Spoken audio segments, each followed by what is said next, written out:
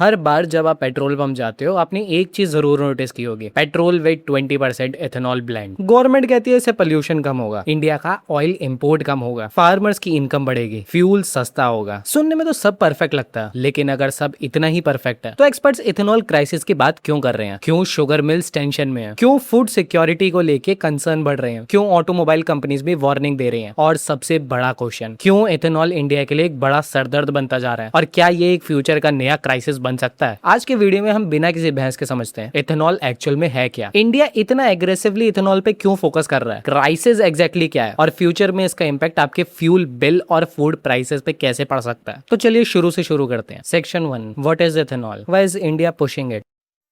सबसे पहले एक बेसिक क्वेश्चन समझते हैं, इथेनॉल एक्चुअल में है क्या। सिंपल लैंग्वेज में इथेनॉल एक अल्कोहल बेस्ड फ्यूल है, लेकिन ये वो अल्कोहल नहीं जो बेवरेजेस में यूज होता है। Fuel grade ethanol basically energy के लिए प्रोसेस किया जाता है। इसे बनाया जा सकता है शुगर केन से, मोलासेस से, डैमेज फूड ग्रेन से, या फिर हमारे एग्रीकल्चर वेस्ट या बायोमास से। इंडिया में हिस्टोरिकली सबसे बड़ा सोर्स रहा है हमारा शुगर केन। अब यहाँ एक इंपॉर्टेंट चीज समझो, शुगर फैक्ट्री जो शुगर बनाती है उसका एक बाय प्रोडक्ट बचता है जिसे हम मोलासेस कहते हैं। पहले इसका यूज मेनली अल्कोहल इंडस्ट्री में होता था, लेकिन गवर्नमेंट ने सोचा चलो इसको लोगों की गाड़ियों में डाल देते हैं। भाई इन कैटेगरी की ना बुलेट का सिलेंसर डाल के ना पटाखा मार दूंगा। गवर्नमेंट ने सोचा अगर इस बाय प्रोडक्ट को फ्यूल में कन्वर्ट कर दिया जाए तो इंडिया की इंपोर्टेड पेट्रोल और क्रूड ऑयल में कम डिपेंडेंसी रहेगी। रीजन वाइज देखो, region 1, India's massive oil import bill. ये एथेनॉल पॉलिसी का सबसे बड़ा रीजन है। इंडिया दुनिया के लार्जेस्ट एनर्जी कंजप्शन में से एक है, लेकिन प्रॉब्लम क्या है, हम अपनी क्रूड ऑयल रिक्वायरमेंट का बड़ा हिस्सा इंपोर्ट करते हैं। मतलब हर साल मिलियंस ऑफ डॉलर्स का क्रूड ऑयल बाहर से इंपोर्ट किया जाता है। फॉरेन एक्सचेंज रिजर्व का ह्यूज पोर्शन एनर्जी इंपोर्ट में चला जाता है। ग्लोबल ऑयल प्राइसेस बढ़ते ही इंडिया का इंपोर्ट बिल भी बढ़ जाता है। सिंपल एग्जांपल देखो, सपोज इंडिया को 100 लीटर लगभग पेट्रोल चाहिए, अगर उसमें 20% एथेनॉल ब्लेंड कर दिया जाए, पेट्रोल हमारा लगेगा 80 लीटर, एथेनॉल हमारा 20 लीटर। यही थ्योरेटिकली इंपोर्टेड क्रूड ऑयल की डिमांड 20% घट गई। इसी टारगेट को अचीव करने के लिए इंडिया ने E20 ब्लेंडिंग को इतने एग्रेसिवली पुश किया। लेकिन भाई ये E20 का मतलब क्या है? 20% एथेनॉल, 80% पेट्रोल। गवर्नमेंट का गोल था ग्रेजुअली ज्यादा पेट्रोल पंप्स पे E20 फ्यूल मिले। फिर रीजन 2, एनवायरमेंटल बेनिफिट्स, जो मैं कहूँ सरकार की तरफ से एक बहुत बड़ा मजाक था। मजे की बात पता क्या है, यहाँ पे इस फैक्ट्री में क्या बन रहा है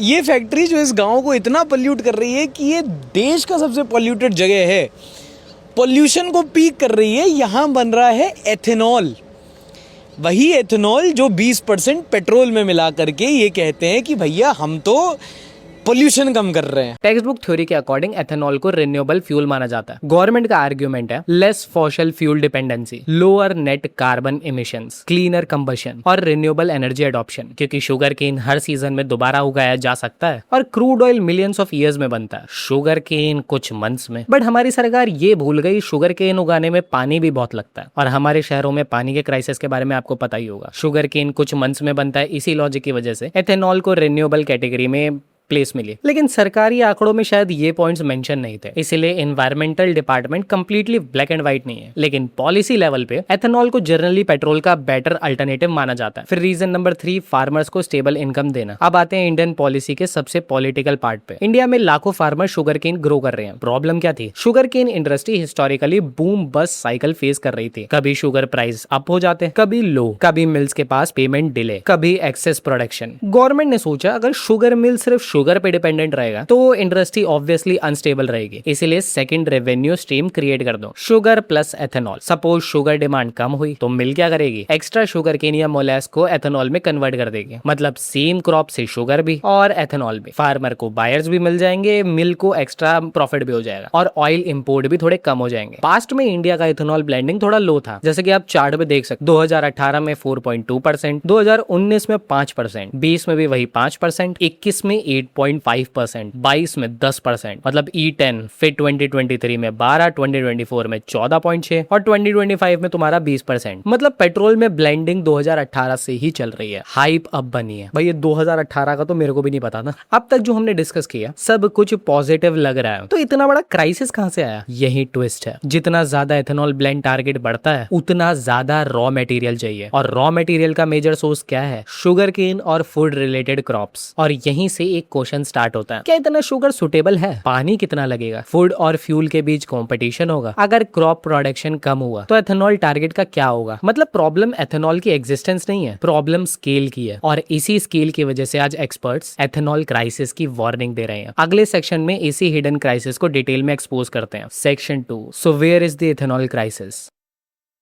अब तक हमने सिर्फ एथेनॉल के बेनिफिट्स देखे। ऑयल इंपोर्ट कम हो सकता है, फार्मर की इनकम बढ़ सकती है, पॉल्यूशन रिड्यूस हो सकता है, सब कुछ थोड़ा बहुत सही लग ही रहा है। फिर भी एक्सपर्ट्स एथेनॉल क्राइसिस की वार्निंग दे रहे हैं। आंसर सिर्फ एक वर्ड में है, बैलेंस। एथेनॉल खुद एक प्रॉब्लम नहीं है, प्रॉब्लम तब शुरू होती है जब कोई कंट्री फ्यूल बनाने के लिए उसी रिसोर्स पे डिपेंड हो जाए जो फूड प्रोडक्शन के लिए भी इक्वली इंपॉर्टेंट है। और इंडिया के केस में ये चैलेंज और भी बड़ा हो सकता है, क्योंकि हमारी पॉपुलेशन 1.4 बिलियन तक है। यहाँ सिर्फ फ्यूल सिक्योरिटी इंपॉर्टेंट नहीं है, फूड सिक्योरिटी भी उतनी ज्यादा इंपॉर्टेंट है। और जब ये दोनों एक ही रिसोर्स के लिए कंपीट करने लगे तब क्रिएट होता है एक क्राइसिस, उससे भी बड़ा क्राइसिस जो आज देखने में मिल रहा है। प्रॉब्लम वाइज देखो, problem 1, sugar cane is very thirsty crop. सबसे पहली और सबसे बड़ी प्रॉब्लम है पानी। शुगर केन दुनिया के सबसे वाटर इंटेंसिव क्रॉप में से एक है। सिंपल लैंग्वेज में समझो, अगर आप व्हीट उगाते हो तो उसको एक सर्टेन अमाउंट ऑफ वाटर चाहिए, राइस को उससे ज्यादा, लेकिन शुगर केन को बहुत ही ज्यादा पानी चाहिए। और यही इंडिया के लिए कंसर्न है। इंडिया के बहुत सारे स्टेट्स ऑलरेडी वाटर क्राइसिस से जूझ रहे हैं, जैसे महाराष्ट्र, कर्नाटका, तमिलनाडु, कुछ यूपी के पार्ट्स। हर साल मॉनसून सेम नहीं होता, कभी रेनफॉल नॉर्मल होती है, कभी सूखा पड़ता है, और कभी कभी तो पूरी बाढ़ ही आ जाती है। क्लाइमेट चेंज की वजह से वेदर और भी ज्यादा अनप्रेडिक्टेबल बनता जा रहा है। पहले वेदर रिलेवेंसी प्रेडिक्टेबल थी, आज सिचुएशन पूरी डिफरेंट है। कभी एक्सेसिव रेन, कभी हीट वेव, और कभी लंबे समय के लिए सूखा पड़ जाना। ये सब डायरेक्टली एग्रीकल्चर को अफेक्ट करता है, और अगर एग्रीकल्चर इफेक्ट हुआ तो इथेनॉल इंडस्ट्री भी इफेक्ट होगी। इसीलिए एक्सपर्ट्स कह रहे हैं फ्यूल स्ट्रेटेजी को क्लाइमेट रिस्क के साथ डिजाइन करना पड़ेगा। फिर problem number 2, the food versus fuel debate. अब आते हैं दुनिया के सबसे कंट्रोवर्शियल डिबेट पे, फूड वर्सेस फ्यूल। ये डिबेट सिर्फ इंडिया की नहीं है, अमेरिका, ब्राजील, यूरोप, हर जगह हो रही है। क्वेश्चन सिंपल है, अगर एक क्रॉप से फूड भी बन सकता है और फ्यूल भी, तो प्रायोरिटी किसको देनी चाहिए? इमेजिन करो, एक फार्मर के पास लिमिटेड प्रोडक्शन है, उसकी क्रॉप को शुगर इंडस्ट्री भी खरीदना चाहती है और एथेनॉल इंडस्ट्री भी। अगर एथेनॉल की डिमांड बहुत बढ़ गई तो नेचुरली क्रॉप का एक हिस्सा फ्यूल प्रोडक्शन की तरफ जाएगा, और इसी पॉइंट पे इकोनॉमिस्ट कंसर्न रेज कर रहे हैं। एक सिंपल एग्जांपल लेते हैं, मार्केट में शुगर सप्लाई कम हो गई, डिमांड सेम है, रिजल्ट क्या होगा? ऑब्वियसली प्राइस बढ़ेगा। इसी तरह अगर कॉर्न का सिग्निफिकेंट हिस्सा एथेनॉल के लिए यूज होने लगा तो उसकी इंडस्ट्री भी इंपैक्ट होगी, क्योंकि कॉर्न एनिमल फीड का भी एक मेजर सोर्स है। यानी एक डिसीजन का इंपैक्ट सिर्फ पेट्रोल पंप तक नहीं, वो पूरी इकोनॉमी में रिपल इफेक्ट क्रिएट कर सकता है। इसीलिए गवर्नमेंट को कंटिन्यूअसली बैलेंस मेंटेन करना पड़ता है। फिर problem number 3, sugar mills are stuck in the middle. अब बात करते हैं शुगर मिल्स की। सब लोग सोचते हैं शुगर मिल सिर्फ शुगर बनाती है, रियलिटी उससे काफी कॉम्प्लेक्स है। आज एक मॉडर्न शुगर मिल को कंटिन्यूअसली बिजनेस डिसीजन लेने पड़ते हैं। क्वेश्चन होता है, ज्यादा शुगर बनाएं या ज्यादा एथेनॉल? और इसका आंसर हर सीजन चेंज हो सकता है। डिसीजन डिपेंड करता है sugar prices, government policies, crop availability और एक्सपोर्ट रूल्स। मतलब बिजनेस प्लानिंग पहले से काफी डिफरेंट हो गई है। सपोज शुगर के प्राइस बहुत हाई है तो मिल्स नेचुरली शुगर बनाएगा, लेकिन अगर एथेनॉल पॉलिसीज अट्रैक्टिव हो तो कुछ प्रोडक्शन एथेनॉल की तरफ भी शिफ्ट हो सकती है। यानी मिल्स को हर सीजन की फाइनेंशियल कैलकुलेशन करनी पड़ेगी, और अगर पॉलिसी फ्रीक्वेंटली चेंज हो तो लॉन्ग टर्म इन्वेस्टमेंट पॉलिसी भी डिफिकल्ट हो सकती है। फिर problem number 4, ethanol supply chain isn't as simple as petrol. बहुत लोग सोचते हैं शुगर मिल ने एथेनॉल बना दिया, ये सीधा पेट्रोल पंप पहुंच गया और हमारी गाड़ियों में डल गया। गन्ने का जूस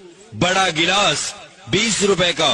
लेकिन रियलिटी में उसके बीच पूरी एक सप्लाई चेन होती है, production, storage, transportation, blending factories, oil making companies और डिस्ट्रीब्यूशन। हर स्टेप पे लॉजिस्टिक कॉस्ट इंक्रीज होती है। अगर प्रोडक्शन किसी पर्टिकुलर रीजन में कंसंट्रेटेड है और ब्लेंडिंग किसी और स्टेट में करनी है तो ट्रांसपोर्टेशन कॉस्ट भी इंक्लूड होगी। मतलब एथेनॉल इकोसिस्टम सिर्फ फार्मिंग का इशू नहीं है, ये लॉजिस्टिक का भी बहुत बड़ा इशू है। फिर problem number 5, can India meet future ethanol demand? अब सबसे बड़ा क्वेश्चन, अगर इंडिया फ्यूचर में और भी ज्यादा एथेनॉल ब्लेंडिंग करना चाहे तो रॉ मटेरियल कहां से आएगा? सिर्फ शुगर केन या एग्रीकल्चर वेस्ट? एक्सपर्ट्स का मानना है लॉन्ग टर्म सोल्यूशन सिर्फ एक क्रॉप पे डिपेंड नहीं हो सकता। इसीलिए इंडिया ग्रेजुअली फोकस कर रहा है सेकंड जनरेशन 2G एथेनॉल। ये एथेनॉल फूड क्रॉप से नहीं बल्कि एग्रीकल्चर वेस्ट से बनाया जा सकता है, जैसे राइस, वीट, बैम्बू या कोई और बायोमास। गन्ने के जूस तक तो ठीक था, लेकिन अब गाड़ियों को चावल भी खिलाने पड़ेंगे। अगर ये टेक्नोलॉजी लार्ज स्केल पे सक्सेसफुल हुई तो फूड वर्सेस फ्यूल का प्रेशर और भी ज्यादा बढ़ सकता है। तो final question, actual ethanol crisis क्या है? क्या एथेनॉल खराब फ्यूल है? ये देखो, ये देख रहे हो, इंडिया एक ऐसे स्टेज पे है जहां उसको एक साथ 4 चीजों का बैलेंस मेंटेन करना है। फार्मर की इनकम, फूड के प्राइसेस, ऑयल इंपोर्ट और हमारा पानी, और 5वां भी ऐड कर लो आम आदमी का गुस्सा। अगर इन चीजों को बैलेंस कर लिया तो बल्ले बल्ले, नहीं कर पाए तो बाय बाय। फिर section 3, does ethanol affect your vehicle. अब बात करते हैं उस टॉपिक की जो हर व्हीकल ओनर के लिए इंपॉर्टेंट है। क्या एथेनॉल ब्लेंडिंग पेट्रोल सेफ है? देखो 2023 के बाद वाले व्हीकल E20 कंपैटिबल हैं, लेकिन ओल्डर व्हीकल के लिए सिचुएशन थोड़ी अलग हो सकती है। Higher ethanol blend fuel efficiency को इम्पैक्ट कर सकते हैं। रबर सील्स और फ्यूल सिस्टम कॉम्प्रोमाइज हो सकता है। मैन्युफैक्चरर रिकमेंडेशन फॉलो करना जरूरी है। इसलिए अगर आप ओल्डर बाइक या कार यूज कर रहे हो तो भैया आपके लिए बेस्ट फ्यूल XP100 ही है। और इसका प्राइस मैं बताऊं कितना है, 167 रुपया 35 पैसा। और अगर आप मिडिल क्लास से आते हो तो आपसे एक क्वेश्चन है, इस सरकार ने वैसे भी मिडिल क्लास को दिया ही क्या है? कमेंट में जरूर बताएं। लेकिन भाई माइलेज का क्या? एथेनॉल का एनर्जी कंटेंट पेट्रोल से कम होता है, इसलिए कुछ सिचुएशंस में माइलेज में काफी ज्यादा ड्रॉप आ सकता है। लेकिन actual impact vehicle, engine tuning और ड्राइविंग कंडीशन पे डिपेंड करता है। हर व्हीकल में सेम रिजल्ट नहीं आता। जैसे जो हमारे नेचुरली एस्पिरेटेड इंजन है उसमें आपको कम डैमेज देखने को मिल सकता है, लेकिन जो हमारे टर्बो चार्ज इंजन है वो शायद ज्यादा इंपैक्ट हो। तो फाइनल ट्रुथ क्या है? एथेनॉल ना विलन है ना ही अभी के लिए कोई सोल्यूशन, लेकिन हर टूल की तरह इसका सक्सेस डिपेंड करता है हम इसे कैसे यूज करते हैं। अगर बैलेंस मेंटेन हुआ तो एथेनॉल इंडिया की फ्यूल सिक्योरिटी को इंप्रूव कर सकता है, लेकिन अगर प्लानिंग ही वीक हुई तो फूड, वाटर और फ्यूल के बीच एक कंफ्लिक्ट शुरू हो सकता है। आपके हिसाब से क्या इंडिया को एथेनॉल पे और इन्वेस्ट करना चाहिए या फोकस इलेक्ट्रिक व्हीकल या हाइब्रिड्स पे करना चाहिए? वीडियो पसंद आई हो तो लाइक करें, शेयर करें और कॉमेंट करें। बाकी मैं मिलता हूँ ऐसी और इन्फॉर्मेटिव वीडियो के साथ। बाय। अंतर्राष्ट्रीय बाजार में कच्चे तेल की कीमत $115 पर बैरल से $70 पर बैरल आ गई है।